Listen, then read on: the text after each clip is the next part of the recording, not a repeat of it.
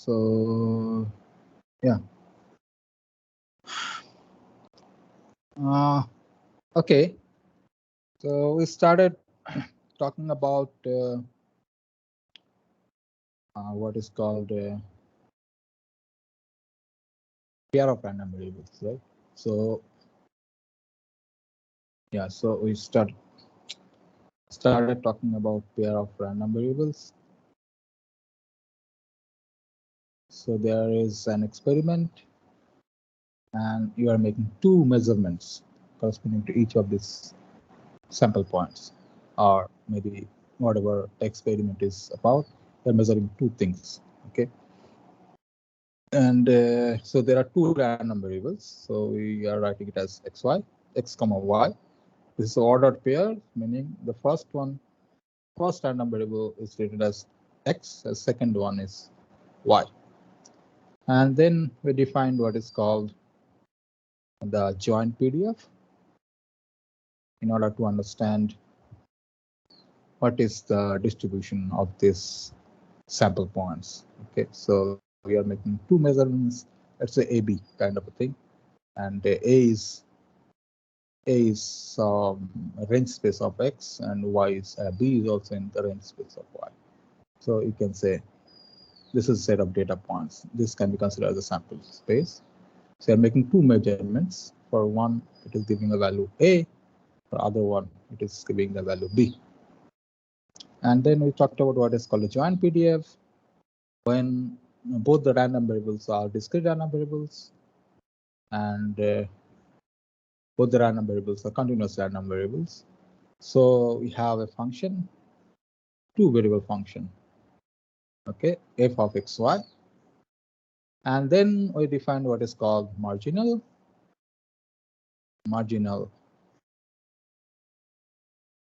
PDF. So this is what, so given this f of xy, okay, now we want to find out what is the PDF of individual random variables. So if I know this function of two variables, then we have to find out the individual PDFs. So we wrote it this kind of a function like f subscript x. This corresponds to PDF for x, and then we had PDF corresponding to y. This is PDF for y, the random variable y, capital Y. And then we talked about what is called conditional random variable, conditional random variable. So meaning we have a random variable x given a random variable y. So basically we said, okay, what is f of x equal to x when some value of y is given to you. Let's say y equal to 1, 2, 3, whatever. So small y is given to you. Then this becomes it's a function. We can write like this. So y is given, the small y you know, and this is a function of x. This is a function of small x. Okay, so this is called conditional random variable. Similarly, you can have f of y capital equals small y when some small x is given to you, that this x, capital X, is taking a value small x. So we can write it as like f, or I think we wrote it like g, y given x. So this is a function of y. This also we have defined, and we study some properties of this and how to compute this. And then we also define what is called product moment. So given a pair of random variable x comma y, we defined what is called expectation of product of these values x and y. So you can say, suppose this capital X is taking some value small x, y is taking some value small y, then it's all value. So you'll get x times y, small x times small y, and then what is the expectation of that capital, then this product of this random variable. And we define the same way, the way we define expectation Or so because basically this you can consider it as z or z as a random variable, and then the way we define expectation of random variable, we can define the same way as the product moment.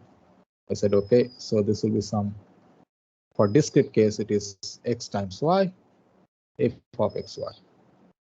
Okay, so if I know the joint PDF, then I can find out x is in some range of x, y is some range of y.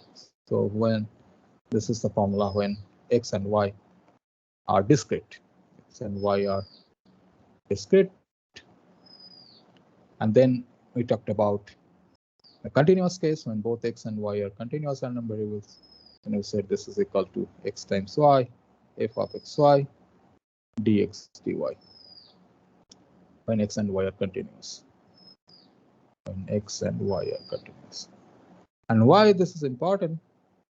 So because we want to now see how x depends on the value of y, or whether there is any kind of a correlation between x and y. Okay, like height and weight, whether weight increases with the height or not, that's the question.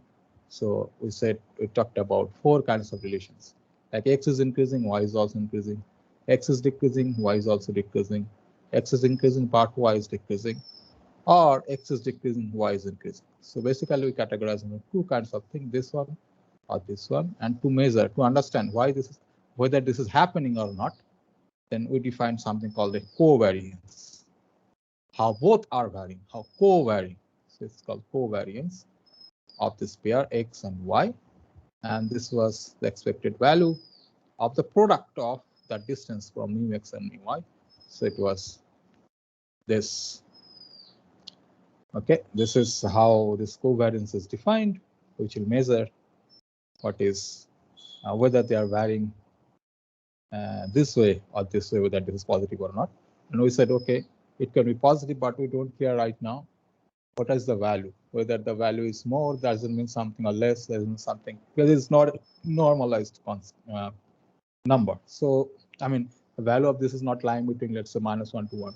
One observation was like, okay, this could also be a negative value, okay, which is contradictory to the notion of variance of a random variable.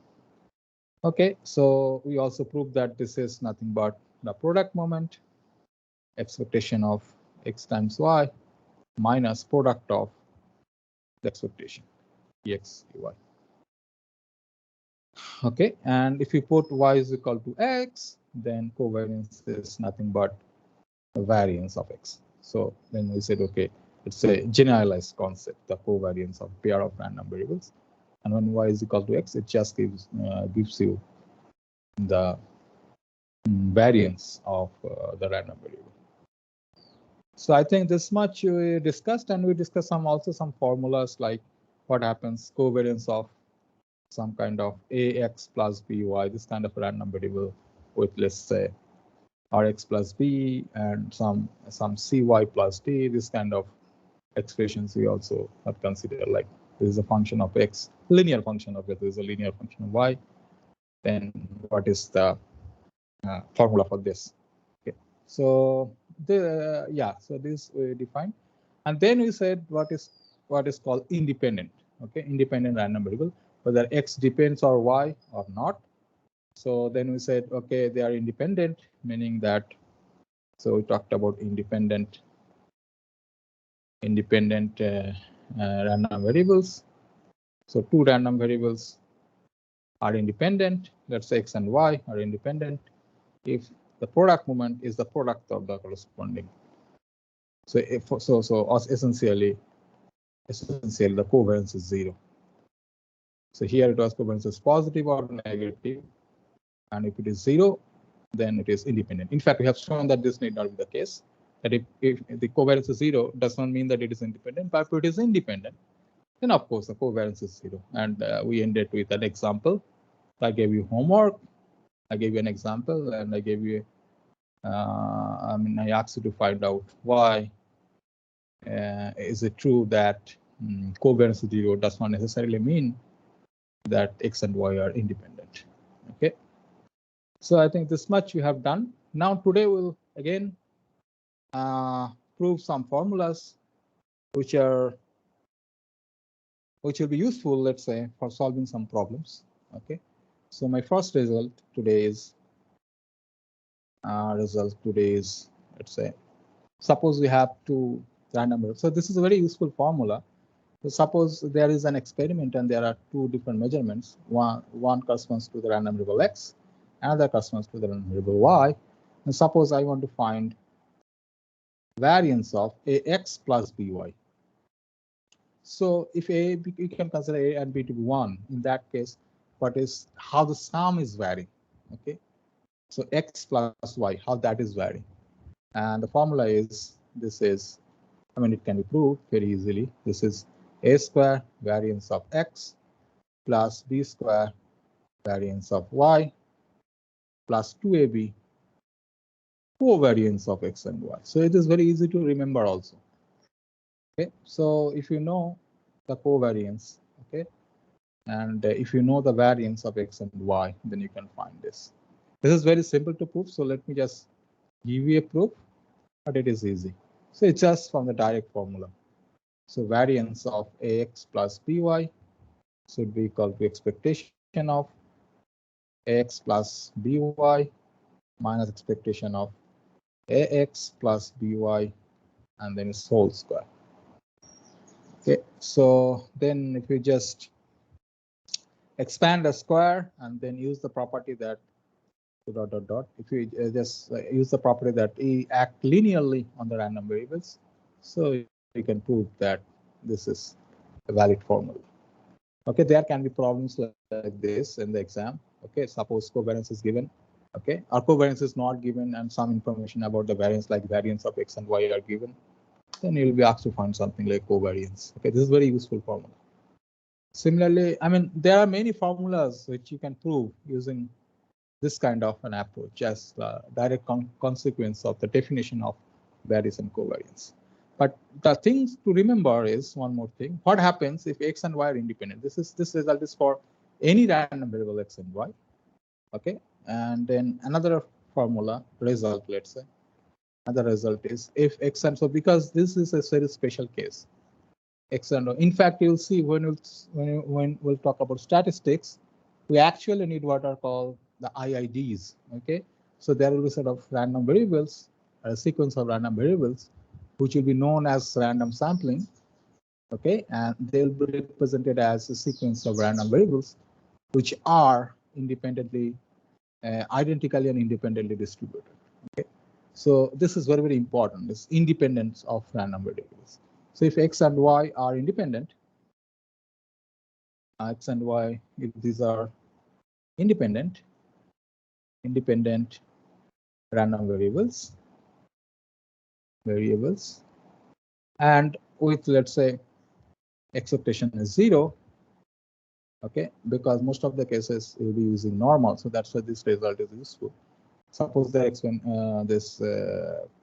expectation value is 0, then variance of product of x and y is variance of x times variance of y. This is also a very nice formula. So variance of the product of the random variable is the product of the variance when x and y, the random variables, are independent with this expectation 0, with mean 0. And this is very simple to prove. Just use the definition. Very simple. Okay, I mean, let me give you an example why this kind of problems can arise. So let me just talk about a problem. Okay, and what kind of problem can expect using this kind of formulas. Okay, let's say, suppose I have two random variables. Suppose x, y are independent random variables. And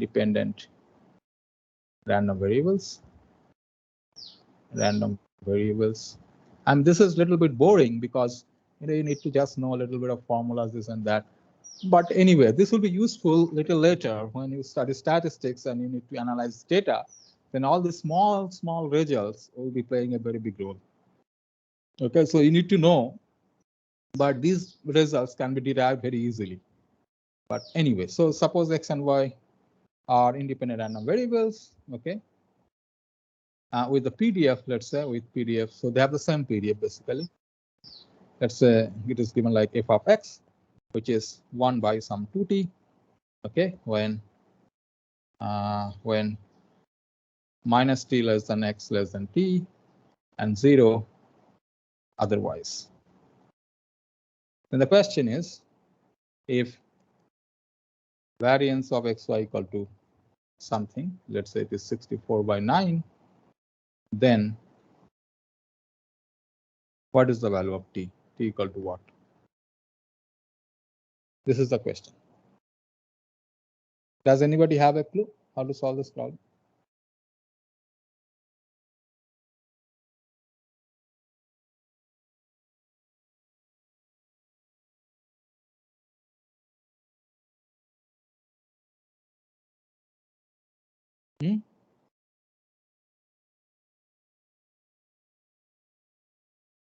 Guys, can you hear me? Yes, sir. Yes, sir. Yeah. So do you have any guess how to solve this problem? Yes, sir.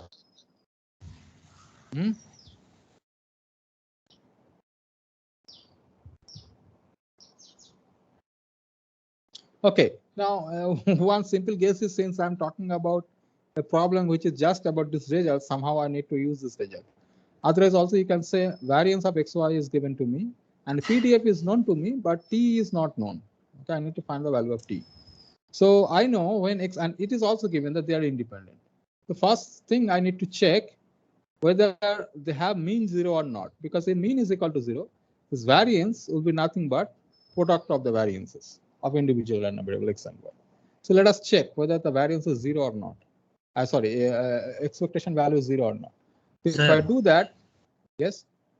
Sir, actually here f of, I mean that y is not given, the PDF of y. So why we cannot, sir, integrate the f of x from, I mean that minus t to t and till is that 1? This is a property of PDF.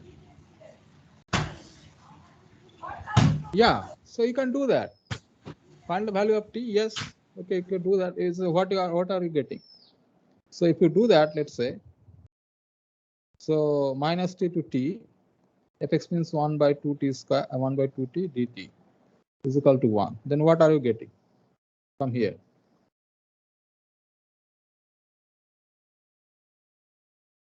What are you getting? The half into log t. In that, so ultimately, what are you getting?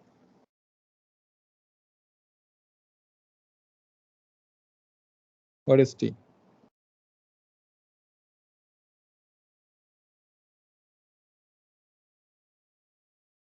so I think log t equal to 1. I mean. Now, what is the value of t? Okay, we can do it, but anyway. So minus t to t, then t dt. So what is the meaning of this? So okay, let's say here, let me write it's s. Okay, t to t, something like that. So 1 by s, so it is equal to 2. 1 by s ds. So what is that? Minus t to t. 1 by s is log, right? Sir, it will be dx. No, 1 by s into dx. T is a constant, I think. Yeah, t is a constant. That is what I need to find out. So, sir, integration should be with respect to dx, not t or s. Yes. You're right. Yeah. So then what? So what are you getting? 1 by 2s minus t to t dx, right, is equal to 1. So from here, can you get the value of t? No, sir, we are finally getting it is equal to 1 only. Yeah. So you cannot find it out. So let us check using the formula whether we can do something. So let us first find out what is the expectation value, expectation of the mean of Ex. Can you tell me what will be that? 0, sir. It will be 0. Okay. Similarly, expression of y is also equal to 0 because they are they have the same PDF, right? Now, if both are 0, this means are 0, and they are also independent. That means variance of xy, which is given to me, is nothing but variance of x times variance of y. So from there, you can get the value of t. So 64/9, which is equal to variance of xy, Now you can say this is equal to variance of x times variance of y. Then you know the formula of variance, okay? Then you can find out this one. So this will be entirely function of t. From there you can get the value of t. What is the variance of x? Expectation is 0, so it will be just expectation of x square, right? And here it will be expectation of y square, because expectation of x square is 0. Like the definition of variance is what? Variance of x is e of x square minus e of x whole square, right? But this term is equal to 0 for both x and y. So this term equal to 0. So here it will be nothing but integration of x squared corresponding to x square times integration of this thing y square, and then you'll get a function of t, and then you can get the value of t. So this is kind of a problem like where, I mean, you can use this kind of formulas, okay? But anyway, it is good to know that because this is a very special case. So when you have this standard normal distribution, let's say our mean is equal to 0, okay? And then variance of x times y will be equal to variance of x times variance of y if x and y, they are standard normally distributed, okay? So this is a useful result when it comes to standard normal distribution. That's why I'm mentioning it, because it will be used later on, okay, when we'll be talking about statistics. Okay, now we'll normalize the covariance and we'll give a new name, which is known as correlation coefficient of two random variable x and y. Okay, so this is a concept called correlation. And this is how it is defined. So let's first define the. Let me first mention the definition. Let's say I have suppose x and y are two random variables.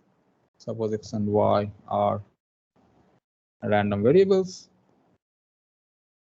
and random variables with variances, let's say sigma square x and sigma square y, and covariance is co of x, y, or something like that.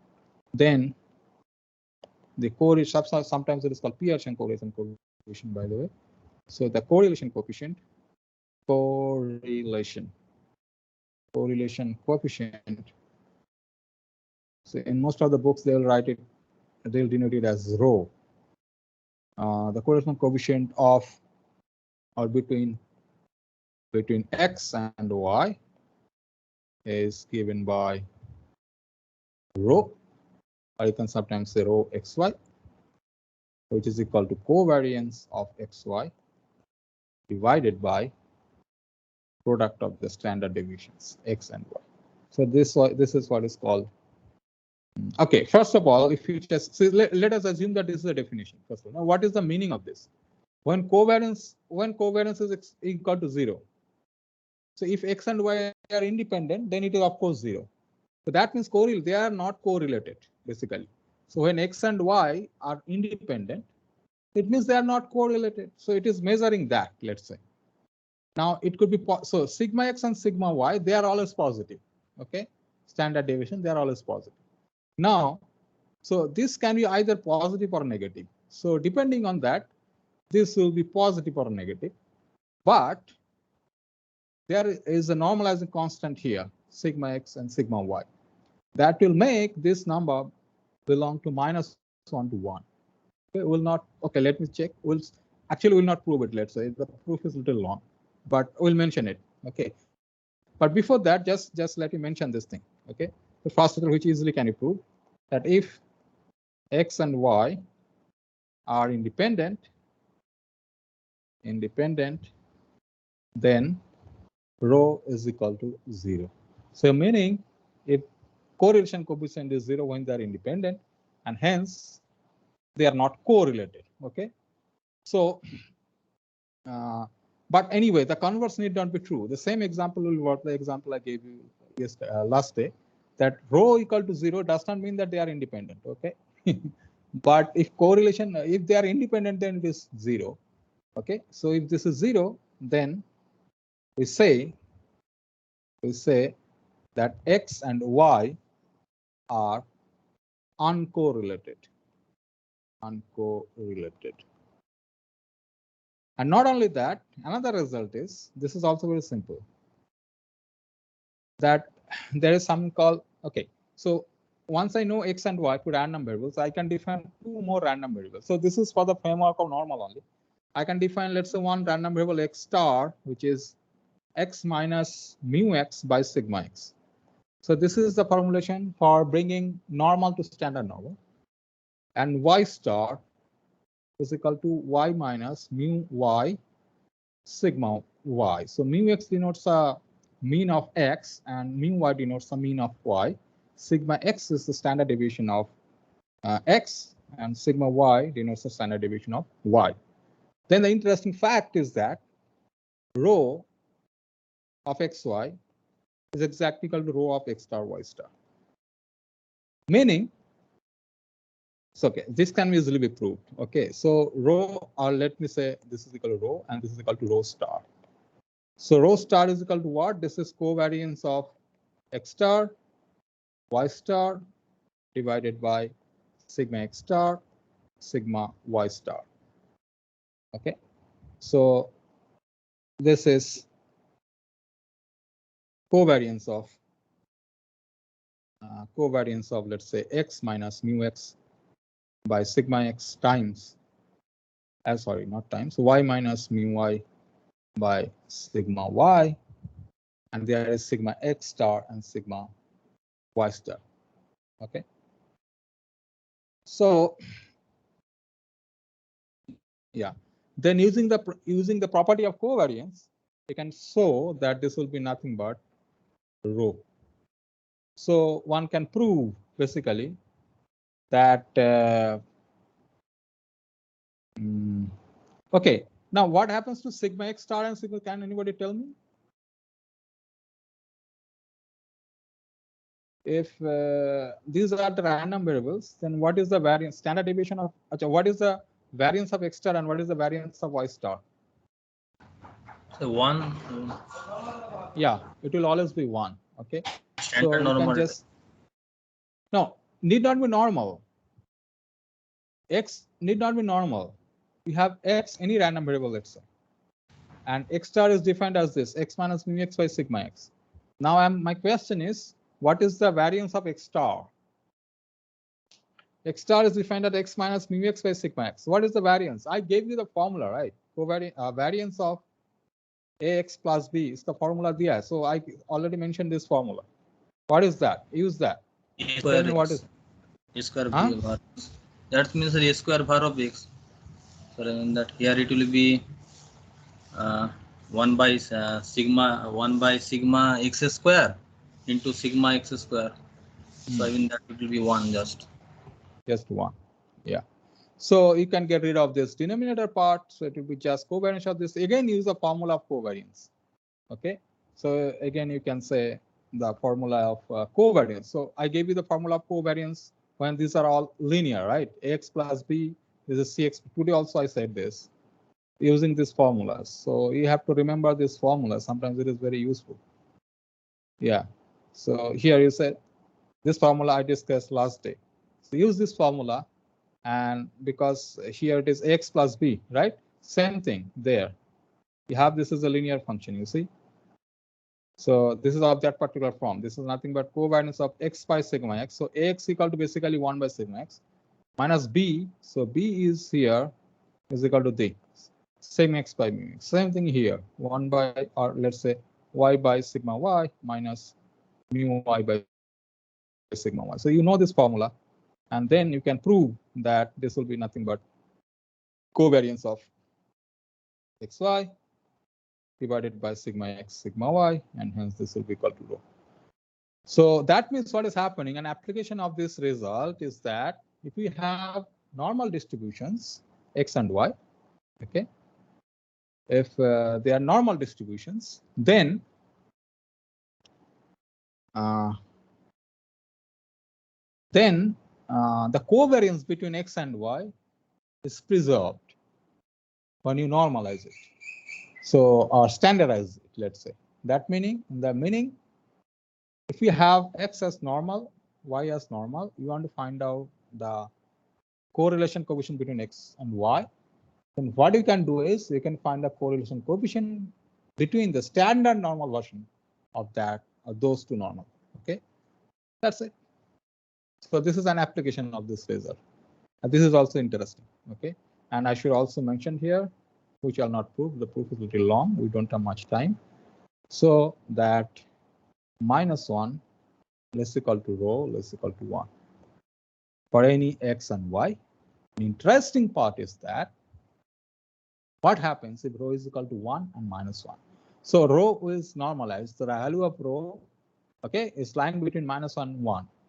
But when rho is equal to 1 or rho is equal to -1, it can also be proved that if they are taking the value plus -1, then okay, y should be of the form x plus b,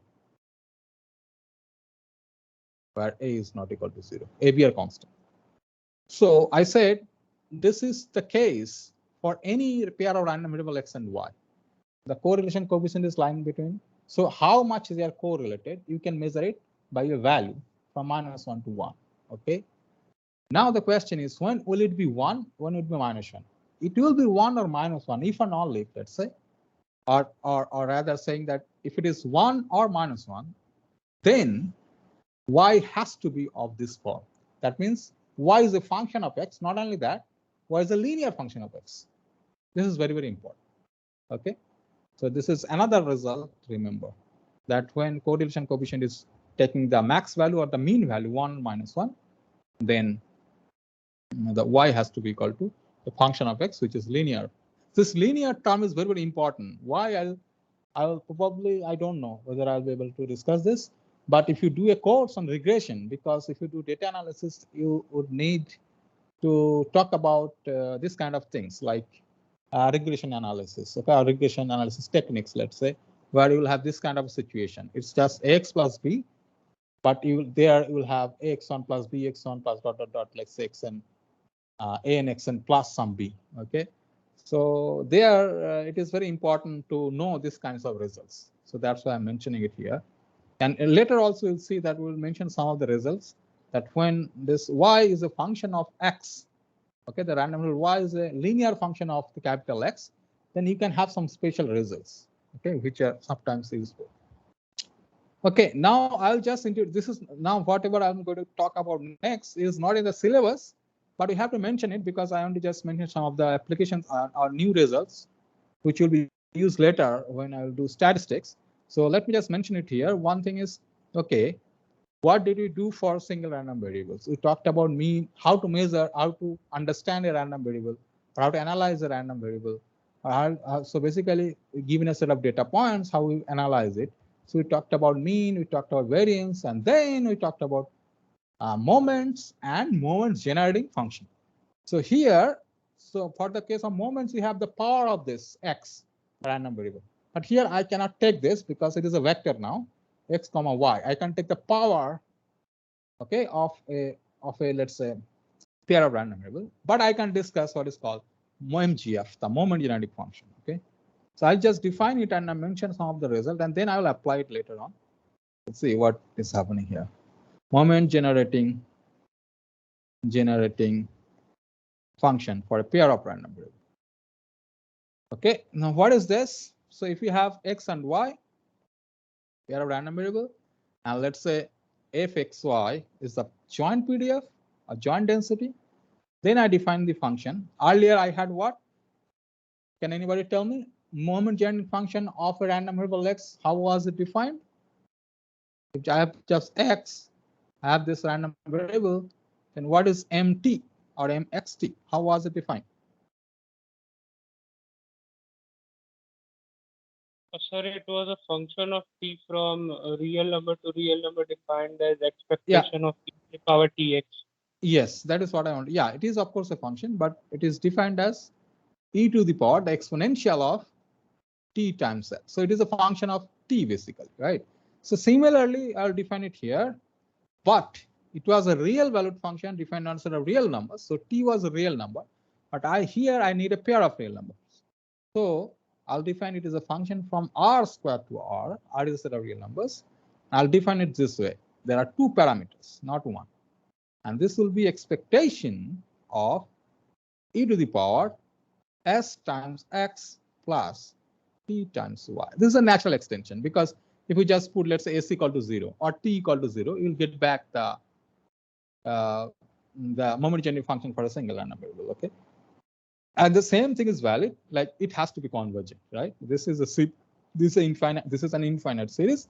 For some values of s and t, it has to be convergent series. So meaning s, let's say when it is some small number from h to plus h to minus h, and t is, let's say, some values lying between this and this. So this expectation of this value has to exist. Okay, because expectation is a series now, and it has to exist. Okay, so if it exists, then this is, let's say, the moment generating function. And of course, we can write m s comma 0 is expectation of e to the power sx. Okay, and m 0t is expectation of e to the power ty. And from here we can see, so I will not prove it, but you can do it.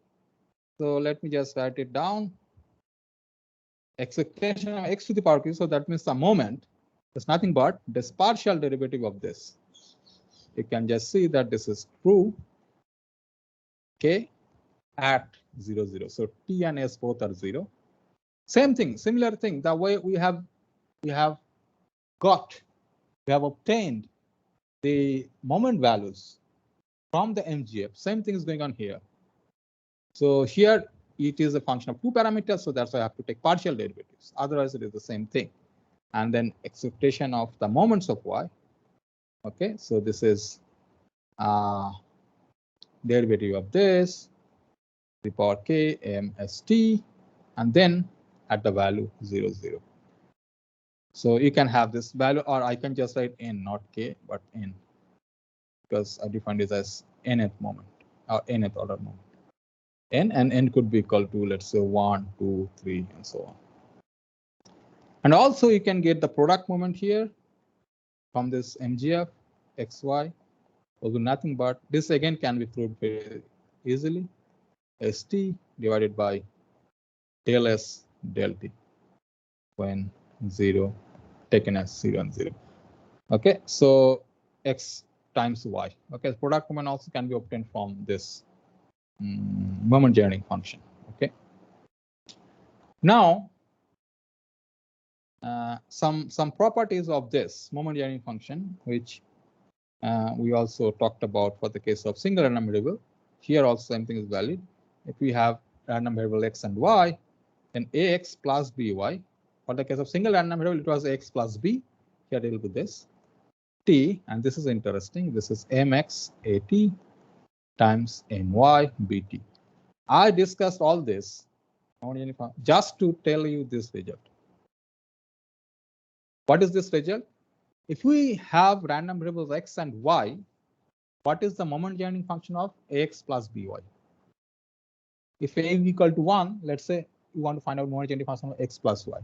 And in order to prove this, you need to use this this moment generating function of this, because this moment generating function of ax plus by, so this is as if e to the power t times x plus by. So which is actually the moment generating function corresponding to the pair of random variables. So that's why, just to talk about this result, it can be proved very simply. I mean, this proof is very, very simple. But since I'm talking about this part, so let me just write it down.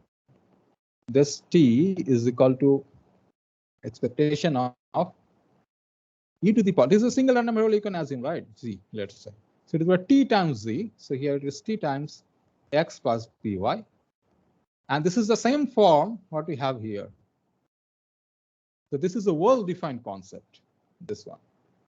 And if we do that, then you can write it like this is expectation of, this is product, so e to the power tax times e to the power tby, and then of course it's the product of these two, right? And then can anybody tell me anything else here? What proceed next? How to proceed this next?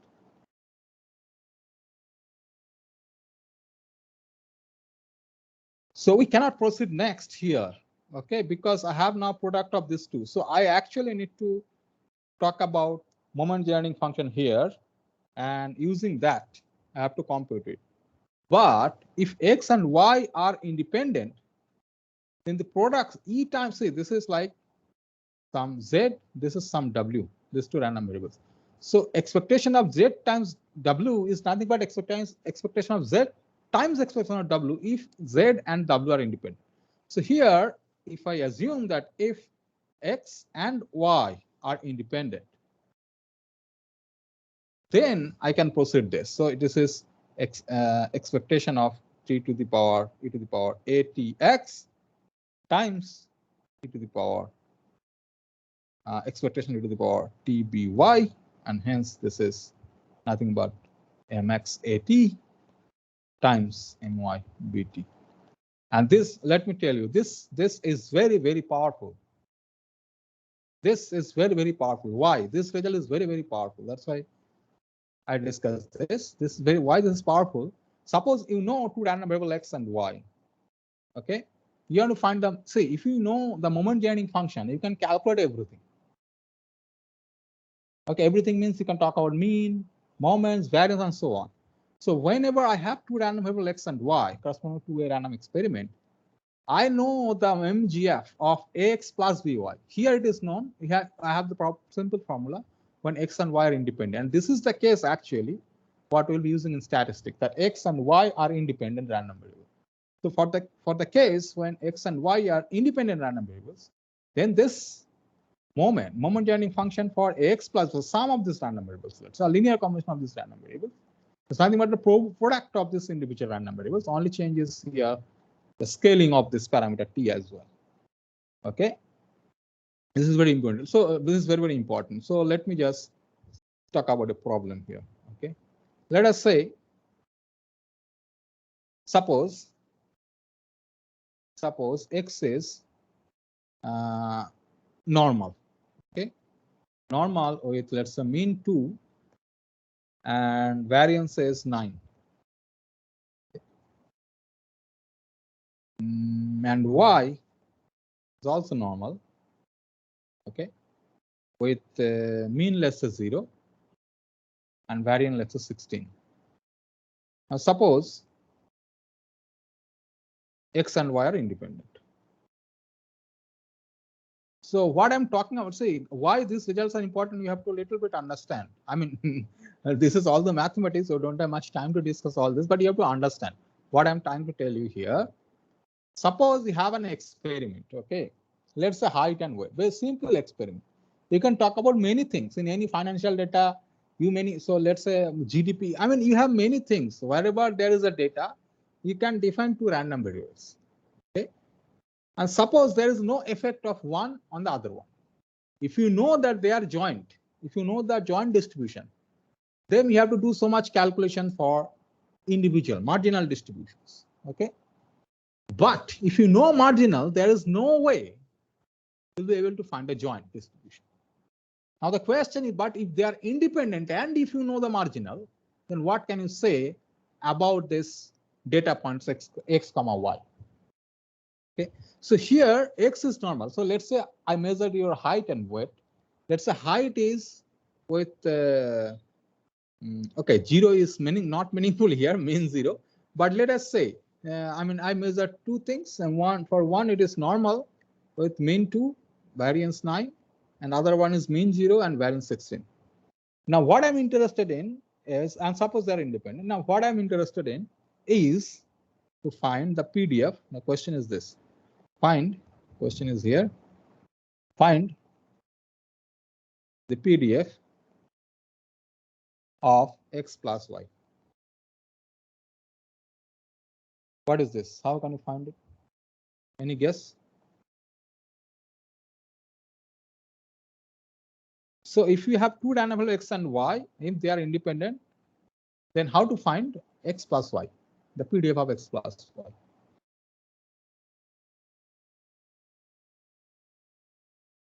Can anybody tell me?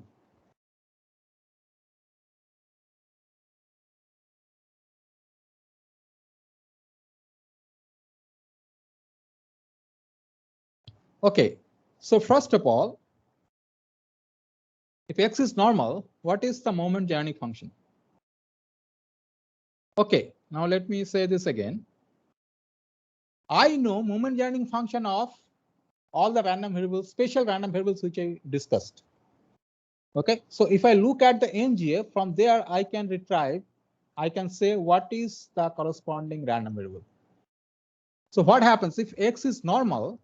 What is, so suppose x is normal, x is random. So what is its moment Jernic function? Can anybody tell me? What is this? What is the moment Jernic function of a normal random variable?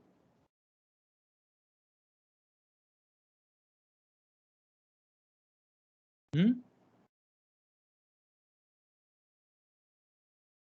you guys hear me? Yes, sir. Yes, sir. So it Sir, is in that it is e to the power mu t plus half into sigma square t square. yes, sigma square t square. Now, if x plus y is, first of all, my guess would be okay, whether x plus y is also normal or not. And this is very, very fundamental question. So what is happening is, if you have normal, if you have distributions, random variables, so takes the sum of this, the question, first question would be whether if the individuals are following some distribution, let's say they are normal, they're exponential, whatever it is, whether its sum has the same distribution or not. That's one question. Simple, just for the general knowledge question, let's say. Okay, whether x plus y will also follow the same distribution or not. Here, same kind of a problem, similar kind of problem I have. And additional information is x and y are independent. So if I know, if I am given this kind of a form for the MGF, I can immediately say that this will correspond to a normal distribution with mean mu and variance sigma square. So for example, here, x is distributed normal, which is 2, 9, normal 2, 9. So what is mx here, mxt? This is e to the power 2, 9. So 2 times t plus 9 by 2 t square. What is y? MGF of y. This is 0, 16. So this is e to the power 16 by 2, which is whatever, 8 t square, right? Now, what is m of x plus y?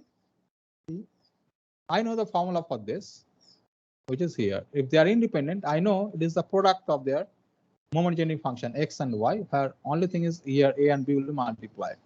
So here x plus y means a equal to 1, b is equal to 1. It is nothing but the product of their MGF. So mu of x plus y is nothing but mxt times myt.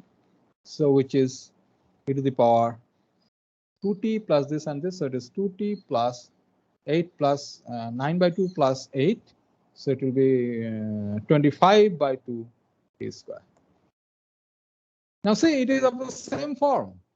E to the power mu t plus sigma square t square. So x plus, what is the value of mu and what is the value of sigma, or sigma square? This is normal to 25. So we know the, so since I know now it is normal, I know now what is the PDF of x plus y. So if x, and in fact, it is, well, I'll not prove it, but this is just, let's say, note.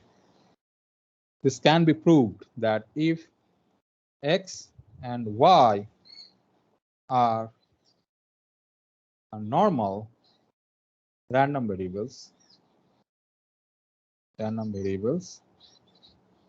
with means mu x and mu y and variances sigma x square and sigma y square respectively,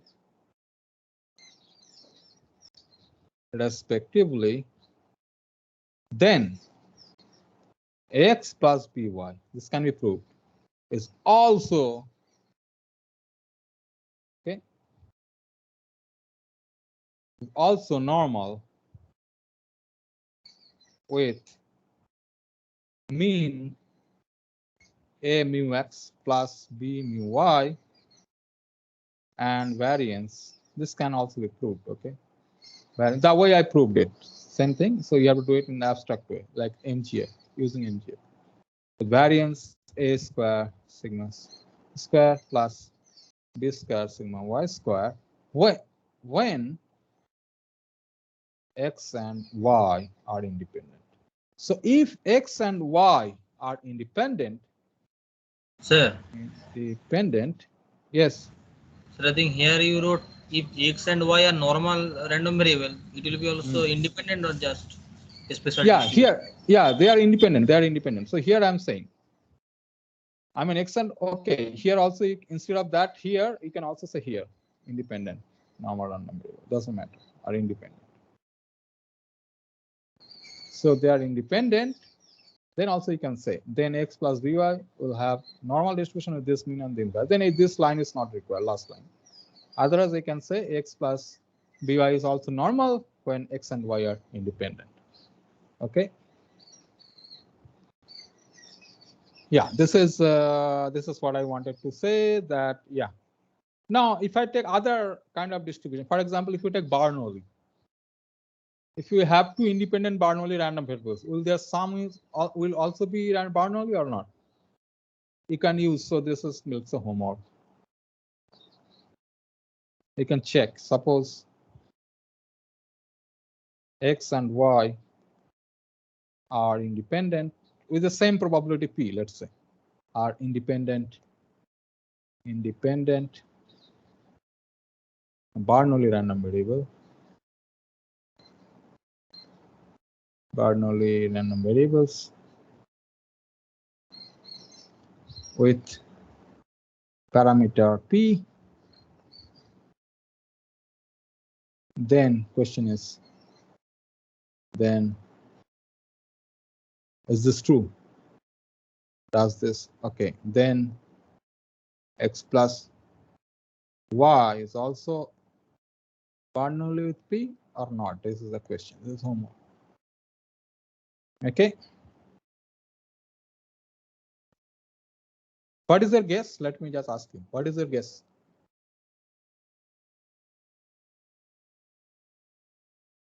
Huh? I am thinking that it will be actually okay for I think all. I mean that for every distribution. No, this is an interesting fact that this is not the case. For normal is a very, very special case. And that's why so many properties are nice. So that's why people use normal also. When I introduced normal, I said that normal has some nice properties. In fact, what is your guess about Bernoulli? It will not be true. It is not this. But can anybody tell me what is the guess, what it could be? See, what doesn't measure x plus y? So x is a random variable, Bernoulli random. Bernoulli means what? You can have two outcomes, success and failure, head or tail. Now, head means let's say 1, tail means let's say 0. Now, what about x plus y? So when x is 1, let's say x and y both are head, then x plus y will take value 2. If one of them is head, then x plus y will take the value 1. If both are, let's say, tail, then this will take the value 0. So basically, x plus y will take the value 0, 1, and 2. So it cannot be Bernoulli, first of all. There is no two possible outcomes here. It could be 0, 1, or 2. Okay, but so it will not be Bernoulli, right? That's for sure. But what about its distribution? What distribution will it be?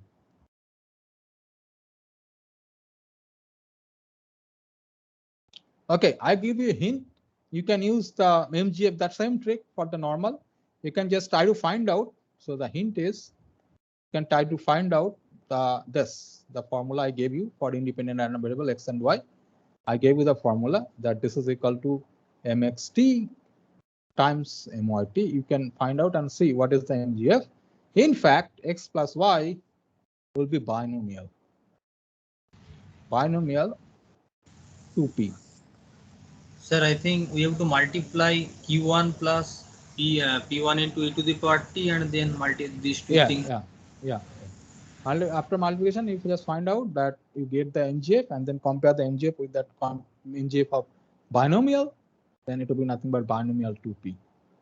Now, the same question can be generalized here, by the way. So suppose I have n Bernoulli. Yes. Sir, one more question here. Binomial 2, p means 2 means? Binomial, how do you write binomial distribution? That's the Binomial n. binomial just only one parameter. It will No, be n. How many success? Number of But- success with how many coin toss, right? N is the number of coin toss here. So here that will be 2. Okay, just find the MGF and see whether it is matching with this or not. Then we'll find it. Okay. Okay, so this is what I wanted to tell you regarding x plus y or x plus by. So this is very, very, I would say, useful formula. Okay, all these things. When they are independent, basically two random variables are independent, you have very nice formulas. Okay, I'll not be able to say everything, but these are the most useful, let us say. Now, I'll get back to my discussion on this conditional random variable. So x given y. Okay, so what is the, so this is the random, so you know the value of y, which is basically some small y, and how this is distributed. Okay, and this is what we said, that this is a function of x. Okay, so let me write this as g x given y, and how it is defined.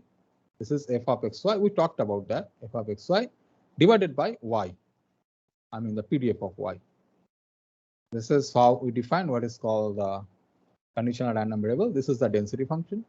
And if I say y given x, so this will be a function of y. So let's say this is h y given x, which is f of xy divided by f of xx. Now, since this is a new random variable, okay, so we can talk about the mean and variance of this random variable as well. Okay, so this is what is called conditional mean. Now let me tell you that this is actually the most important part when you deal with data analysis.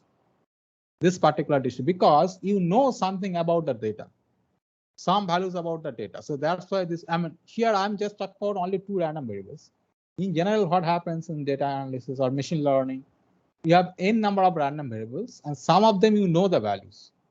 Then it becomes very, very important that knowing those values for those particular random variables, how it is distributed. So meaning how, what is the PDF for those random variables whose values you do not know. So here I have just a pair of random variables, x and y. Okay, so if x and y are okay, so I'll take 5 minutes break. Okay, and then yeah, sure, I forgot to take the break. Yeah, I'll be here, but anyway, let us take 5 minutes break, or not 5 minutes, maybe a 3-4 minutes break, and then we'll resume. Okay, we'll start it again. Yeah.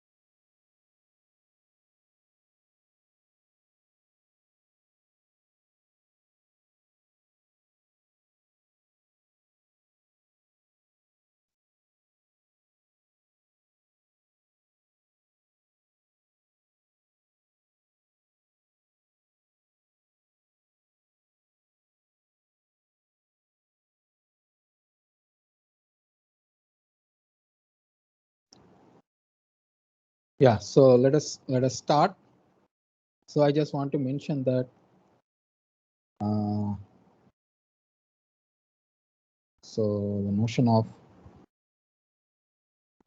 of conditional mean and conditional variance. Conditional variance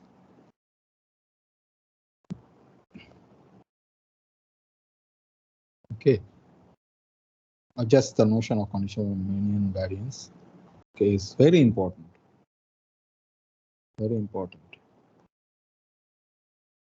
for regression. So regression we will not discuss in this course, but if you do any course, data analysis, first topic will be regression. For regression analysis, or let me just write data analysis,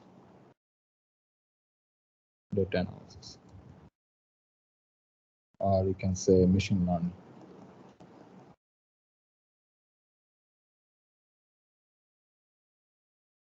This is very, very important. Okay, let me just recall what we are talking about. So if both are discrete, let's say this was the table, if you remember. So x is taking the values, let's say x1, x2, dot. Let's say I'm measuring height and weight.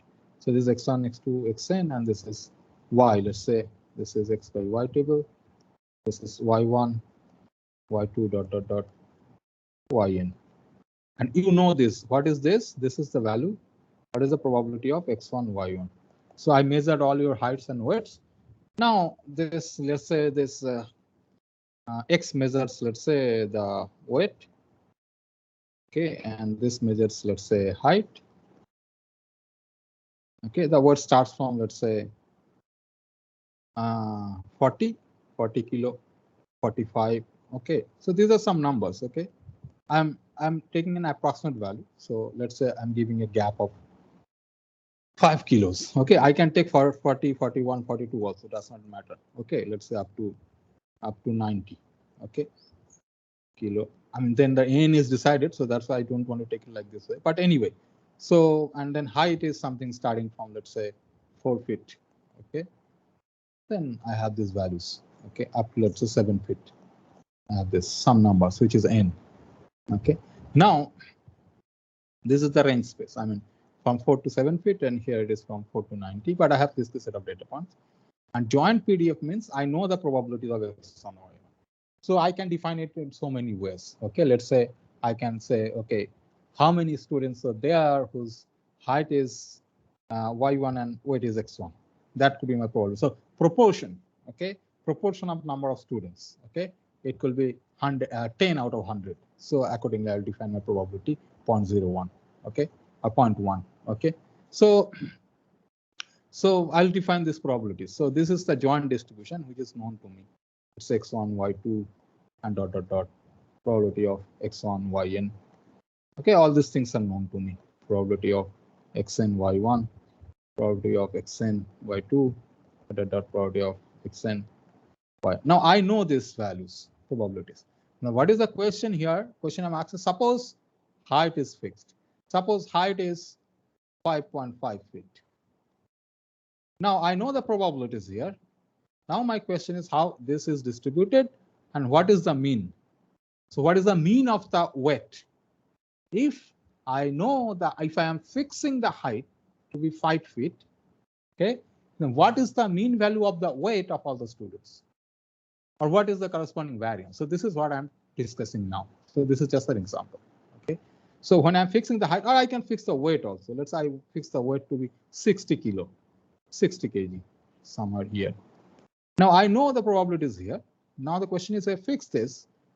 Now I want to understand how these data points y1, y2, yn are distributed when x is taking the value 60 kg.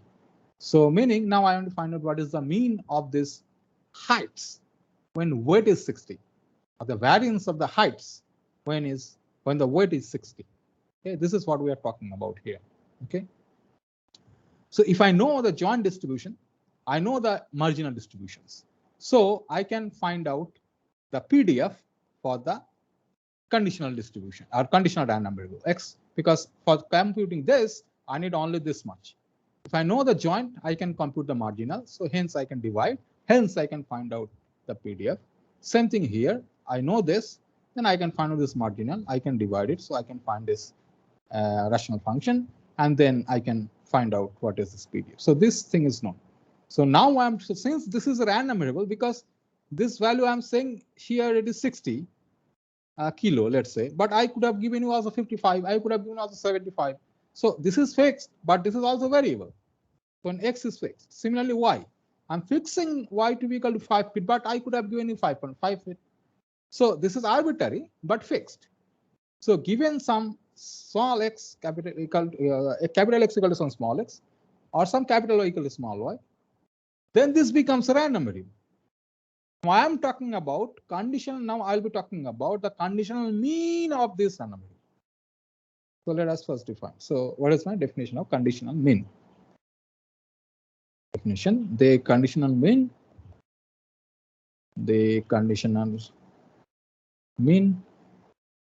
of x given y is equal to small y is what? It is the expected value, right? So let me write it as mu x given small y.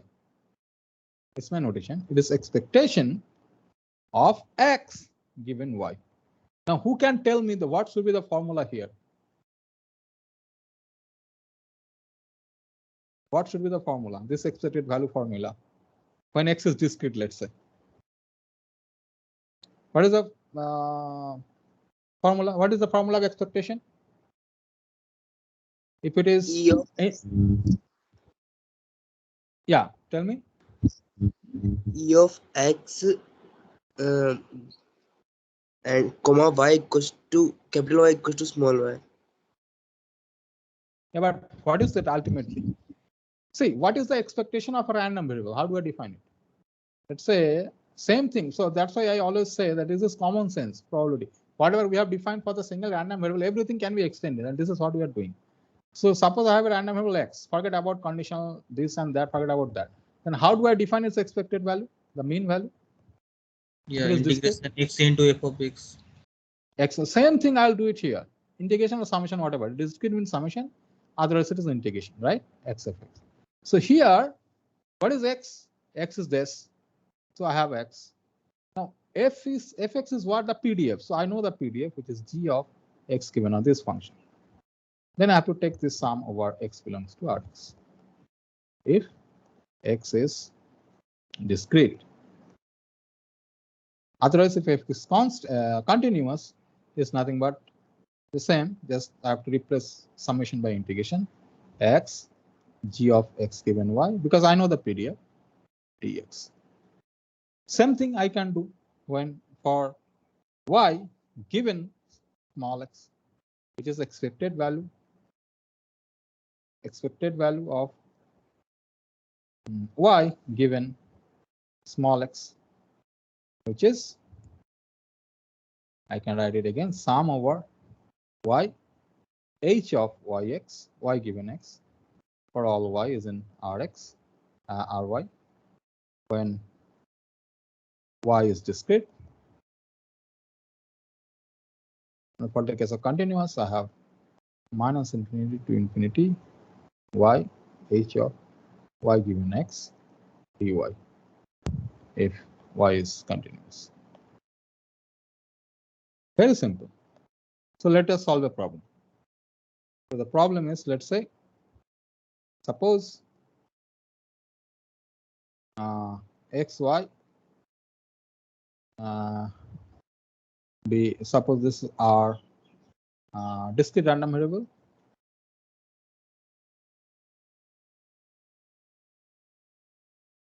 Variables with PDF.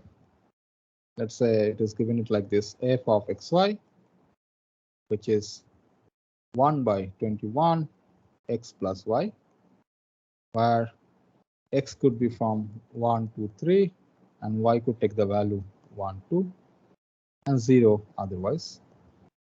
This is my PDF. So x can take 3 values, y can take 2 values. So this table, okay, this table is not square here. This table is rectangular because you can consider that as a matrix. Okay. Now question is find expected value of x given y, any small y. Find this. Now what is this? Who can tell me how to solve this? What do I need to solve? First of all, I need to find PDF of x given y, right? So I need to find h of x given y, which will be equal to f of xy divided by f of yy. So first I need to actually find this, right? So first I need to find the marginal. And what is the marginal here?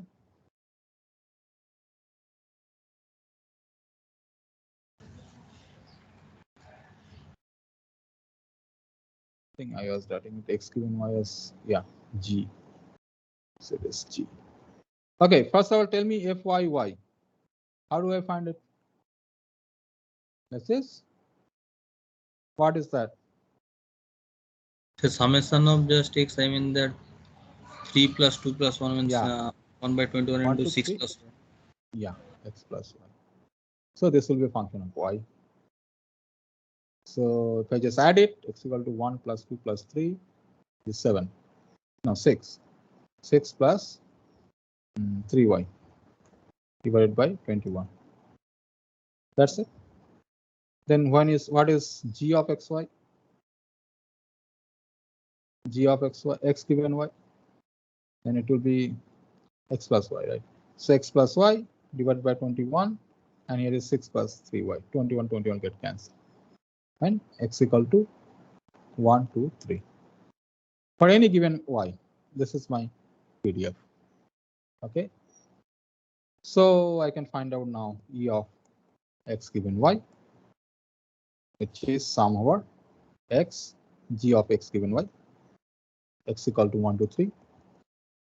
So this is sum over x times x plus y by 6 plus 3y, and I can find out the sum, x equal to 1 to 3. I can find out sum, and that will be the value. That's it. Okay.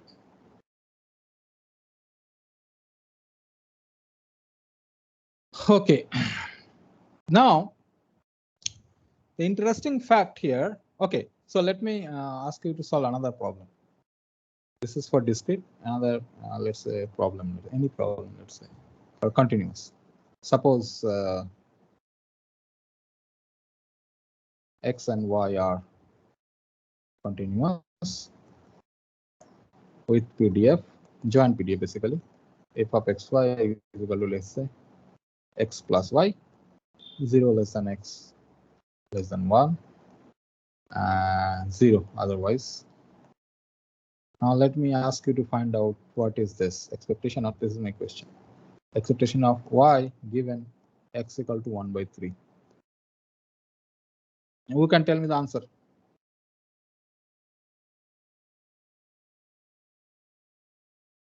Just do it quickly. It will take not many minutes, like 2-3 minutes.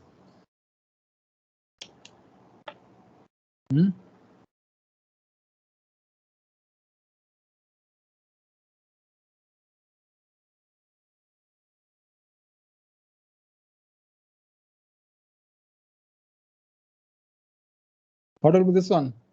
First, we have to find out the PDF of x, the marginal PDF of x. What is that? You first tell me. What is f of x? What is this?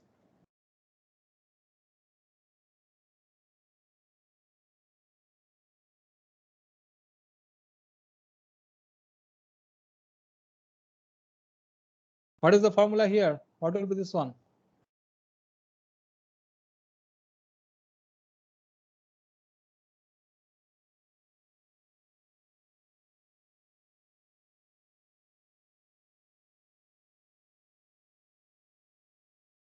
What happened? Can you guys hear me?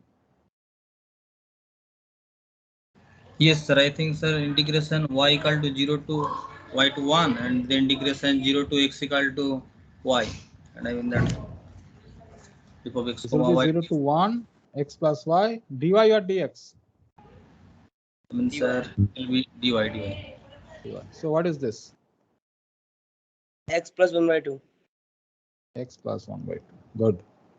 So once I know this, then I can find the conditional PDF, which is y given x, which is f of xy divided by f of x, which will be x plus y by x plus half.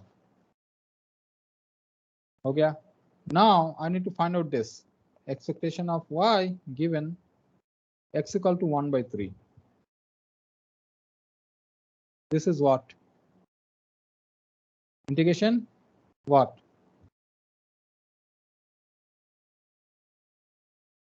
Integration then what? Y times y. first of y times h of y, the PDF of this, no? PDF of this, right or not? Yes, What sir. is this? Yeah. So h y given x equal to 1 by 3. Dx or dy? dy. Dy from 0 to 1. So you can have the value. You can perform this integration and you can find the value. Okay. Okay. Now one thing you say here.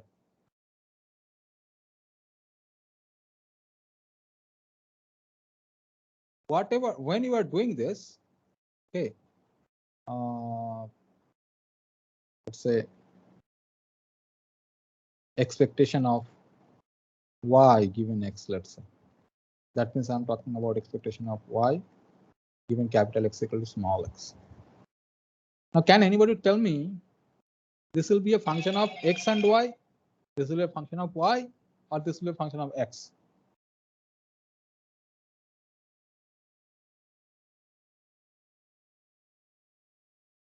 Function of y. Function of y. Why? No, Why sir. job? Function of x. Yeah, this will Function always of- function of x. This is interesting point. Function of x always. When you put this value x to be equal to some constant, then it will be a constant value, right? Otherwise, it is always a function of small x for arbitrary small x. Similarly, here in this problem, you see, for the case of discrete, this will be a function of y because y is arbitrary. Y is not given. If y is given, this will give you a constant value. So this is one thing. And if, let's say, if I calculate this or some small y given, so that means expectation of x given capital Y is equal to some value small y, and this is always a function of y. Okay. Everybody agrees with this? This is always a function of x. This is always a function of y for a given small x, small y. Once you put the small x equal to something, then you can put it here and find it out. So in fact, when you are solving this, we did not have to put x equal to 1 by 3 here. We could have just found out what is the function, and then later on at the last we could have put x equal to 1 by 3. That was also fine. Okay. Okay. Now, here is the most, a very subtle point I'm now talking about. Now, this is a function of x. And what is the small x? The small x is the value which capital X can take. Okay. So since this is a function of x, I can now define a new random variable, which is phi of capital X. Or I can define a new random variable, is phi of capital Y. Okay. Everybody agrees with this? I am repeating this again. This is a little subtle. Y given x is a random variable. Now expectation is a function, right? Expectation is a function. And this is a function of x, then I can replace this small x by capital X. In fact, this is nothing but expectation of y given capital X. And this is nothing but a new random variable, which is expectation of x given capital Y. So if I replace the small x, if I replace the small x, okay, by capital X, then I get this new random variable, this. If I replace the small y by capital Y, okay, then I get this random variable y, psi of y. Okay, now since this is a random variable, okay, again I can take its expectation corresponding to x. Okay, I can do that. Can anybody guess what this expectation be? The expected value be?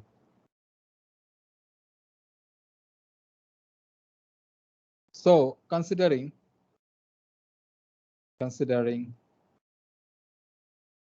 random variables,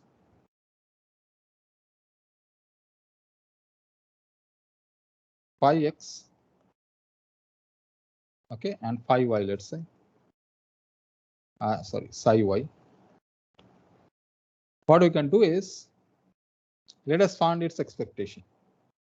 So what I'm talking about now, this is the result, let's say.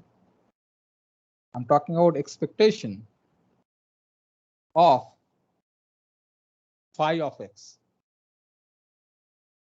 But how did you get this phi of x? This is expectation of y given x, capital Y given capital X. So you can just write a small notation x here because this is corresponding to a function of x. And surprisingly, this will be actually expectation of y, capital Y. So there is a connection actually between this function, phi x, or this, with the expectation of y as well. Because see, we started with a joint random variable or joint PDF. Somehow they must be connected, and this is how it is connected. So I'm just writing it down here. Okay, I'm not giving you a proof. Proof is very simple. Okay, just use the formula. That's all. You don't have to do anything. So now let me solve a problem. Okay, let me ask you a problem. I mean, where this kind of problem can arise. Suppose, okay,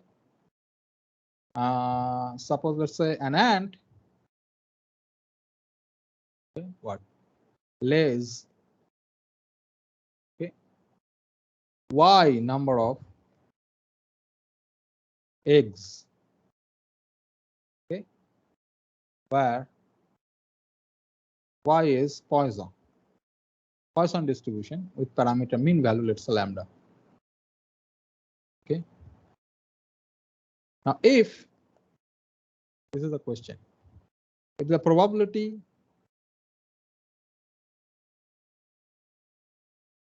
of each egg, let's say surviving probability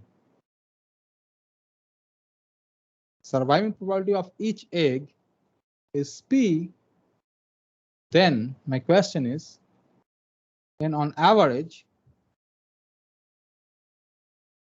how many eggs will survive?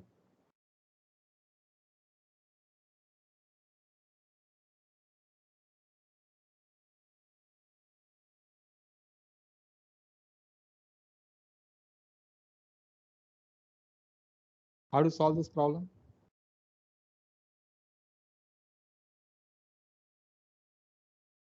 So what is given to me? Y is Poisson.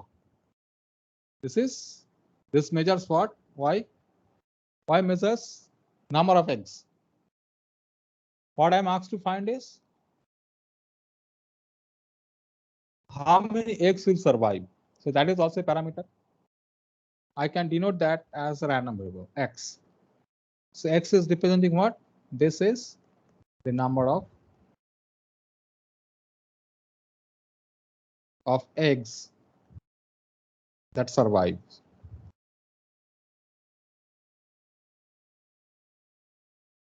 Okay.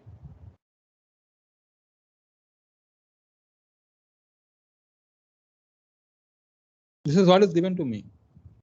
Can anybody tell me what should be the answer? How do I find the answer? Sir, it should be expectation of p raised to y into that Poisson distribution x into the y variable. Expectation of t to the power y. What are you saying? It's like because we have survivability of probability for each egg is p. Yes. So sir, the like if we have y number of x, so it will be p raised to y. P The raised to p power is x. the server. Yeah, but x I do not know anything. I do not know the PDF of x. I know PDF of y.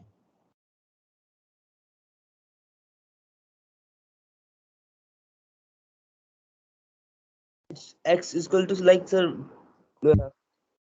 p raised to power x into that y.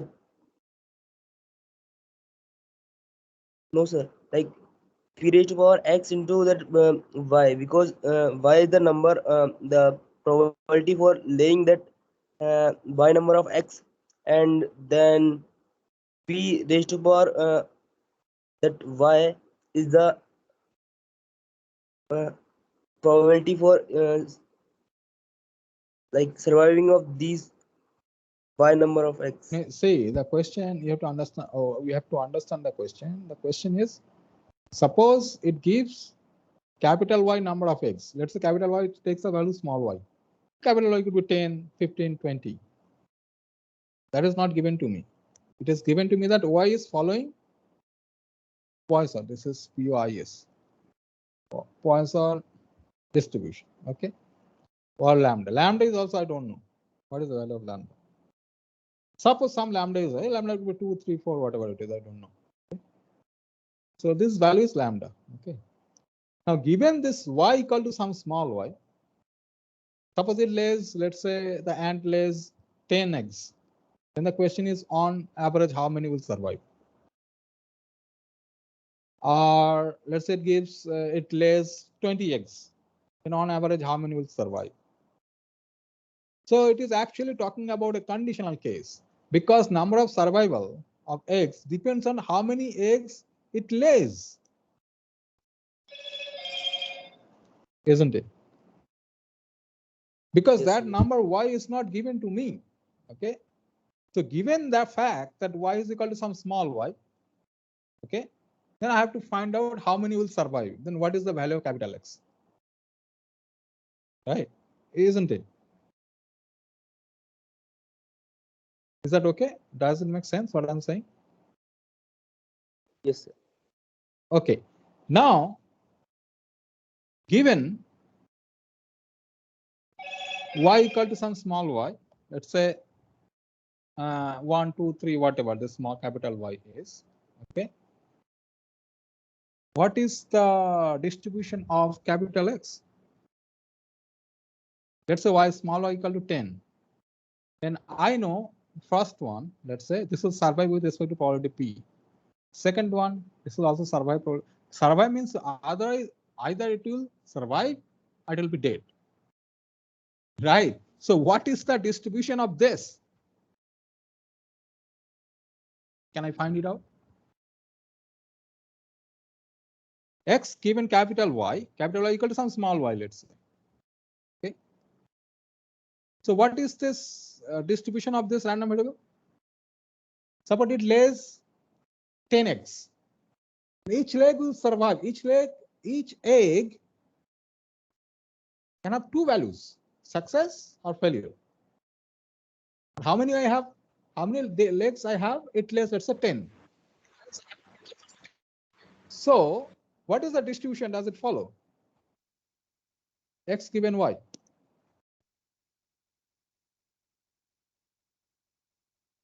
This is 10 Bernoulli. What is 10 Bernoulli? If small o is equal to 10. 10 Bernoulli is what distribution? What is the number of survivors? So what is the number of success in 10 Bernoulli trials? Number of success is number of survivors here. What is the distribution? X given Y. Bernoulli, sir. Do you understand? What does it make sense what I'm saying? It is what? Yeah. Somebody is saying something. X given Y is what? Bolo. See, this is the same situation. It lays, the ant lays first egg 1, then egg 2. Let's say there are 10 eggs. Now this is Bernoulli because it will either survive or not. It will not survive. The survival means success, let's say. This success happens with probability P. This is what is given to me. Surviving probability of each egg is P. So this second egg, this will also survive with probability P. This will also survive with probability P. Now, success. So how many will survive? I mean, how many success will there be out of 10? What is that distribution? What is that? So basically, it is coin toss. First coin, it was the first coin, then it is either head or tail. Second coin, either head or tail. Third coin and so on, 10th coin, head or tail. How many success means how many heads you can have? What is the distribution here? Bernoulli, sir. Bernoulli? Number of success in n Bernoulli trials is what distribution? Binomial, sir. Binomial, yes. So x given y equal to, let's say, small y, or just y, let's say, this is binomial. This is what is known to me. Binomial yp. Y means how many eggs it lays. This is how many, what is the value? Small y, capital Y could be equal to small y, it could be 10, 15, 20, 100, whatever it is. So it is nothing but Bernoulli of y, capital Y, comma p. Capital Y is the value that you know capital Y will take some small y number of values. So then it is nothing but small y. Okay. And y is, you know, which is, I think, Poisson. These two information are given to you. Now, what are you asked to find? Expected number of survivors. So you are asked to find expected number of x. But what is this x? This x. Okay. Can anybody tell me now how to find it?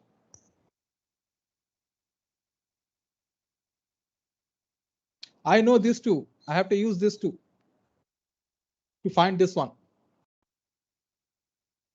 I do not know the PDF of x. I know the PDF of x given y. I know what is y. PDF of y.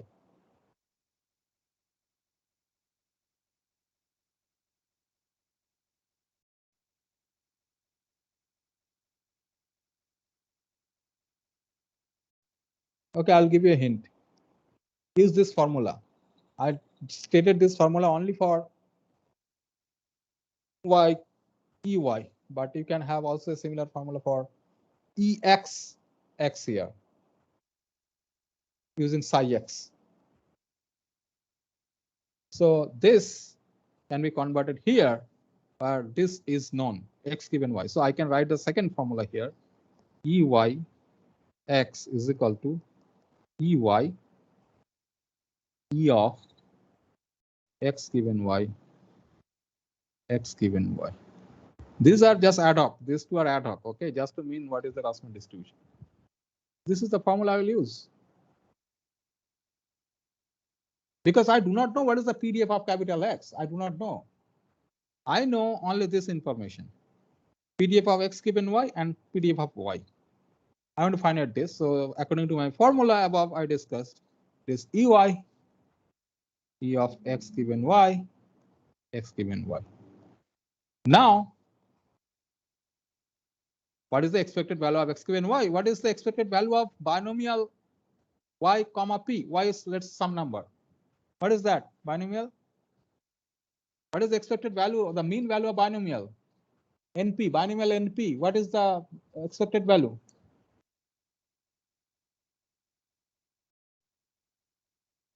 What is the expected value of binomial distribution? YP, sir, here. Yeah, y times p. Okay. Now p, I can take it out because it's expectation of something. I know the formula of E of ax is nothing but a times ex, right? I can take that out. So p is constant. I take this out. Now I just need to find y. Now what is the expectation of y? Y is Poisson. Is lambda is the expectation. Lambda is the parameter. Just p times lambda. That's it. So sometimes this formula is very, very useful. I wanted to tell you that this formula is very, very useful depending on some problem. What is given to you, depending on that problem, this is equal to this. This is sometimes very, very useful. Okay. Okay, so now there is a very interesting formula, okay, that about the mean, okay, mean, conditional mean. And the formula is as follows. This is an interesting formula. I should say this is an interesting formula.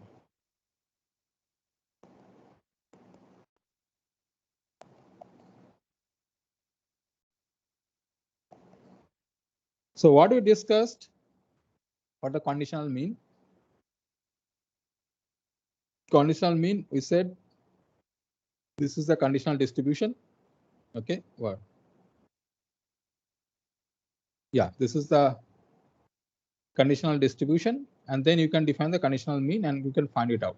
Okay, but there is a nice formula of this thing, conditional mean, when this x given, or let's say whatever, this x given x, okay, this x is a linear function, then there is a very nice formula.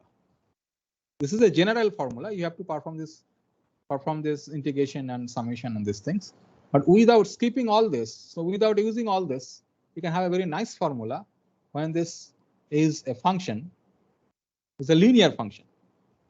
This x, okay, is a linear function. Okay, let me just write it down, the formula, and then we'll see the use of it.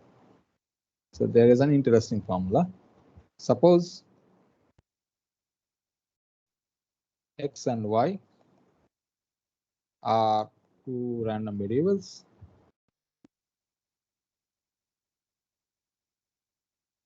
With mean, means, let's say mu x and mu y, and standard deviation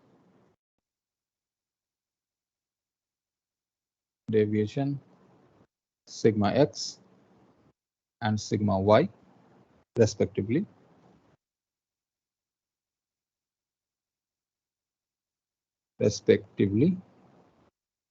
Okay, then the theorem, the result is if the expectation, or let me write it this way, expectation of y given x is a linear function, because this is a function of x, so it's a linear function of x, then there is a nice formula, E of y given x will be equal to mu y plus rho sigma x by sigma y x minus mu x. Okay, where rho is the correlation coefficient. Rho is the correlation coefficient of x and y, or between x and y, coefficient of x and y. So this is just a formula because in some problems, suppose enough information is given to you, then you can find the conditional mean. because you do not know the PDFs, but somehow you know mu x, mu y, sigma x, sigma y. Okay, I'm not solving any problem here. Okay, but this or maybe this is known. This is known, these are known, but rho is not known. So then this is a nice formula. So you just have to use, remember, you just have to remember that this must be given in the problem. That is a linear function of x, and then you could use. Okay, so it is maybe it is some x plus 3. Okay, something is given to you, then you can directly use this formula. Okay, so we are running out of time. I just have to define, I will end this. I just have to define the way we have defined conditional mean. We can also define conditional variance. Okay, I'll just end this with this definition. I mean, it is again the same thing. Okay, I mean, just I mean, this is intuition. You can write it. You can use, I mean, your intuition to define this. Let's say, suppose x and y, okay, are random variables with joint PDF f of xy. Okay, and let g of y given x. Okay, let this be the conditional density. Conditional density of y given capital equal to small x. Then the conditional variance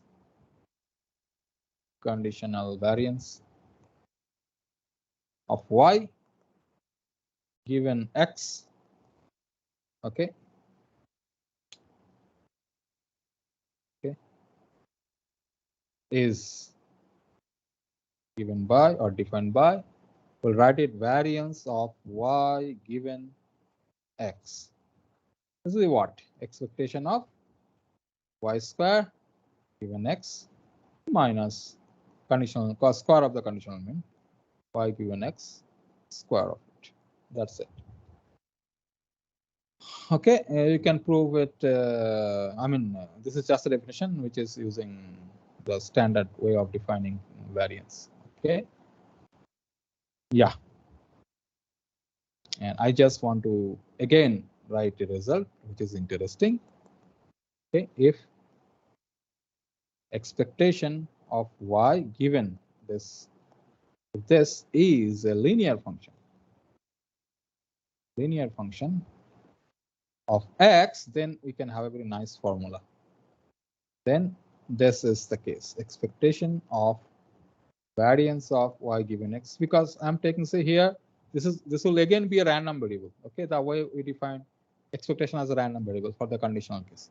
This will be equal to 1 minus rho square. Rho is the again the correlation coefficient times variance of y. This is again, you know, somehow you know this, or somehow you know rho or variance, then you have to find this. This is the question. Then you can find it out. Or suppose somehow you know the left hand part, then you have to find the let's say correlation coefficient. Okay, so yeah, so there could be problems, or you can use these formulas to solve those problems. Okay, yeah, that's it. So let us stop here. Next day, I mean, I think next day will be enough, or maybe because we are running out of time. We don't have much time for doing statistics because next Tuesday is also holiday, so we have next Monday. So that will be almost October 3rd week. So I'll try to finish it up, the probability part, by next day itself. If something is remaining, that I will do next week. So we basically will have 3 to 4 lectures for statistics, or maybe maximum 5 lectures for statistics, which is very, very less. But I tried my best to finish things up so that we can do a lot more notes about statistics. But I'll try my best. We'll see. I mean, what time is left with us? We'll see. Yeah, we'll end it here. If you have any questions, please ask.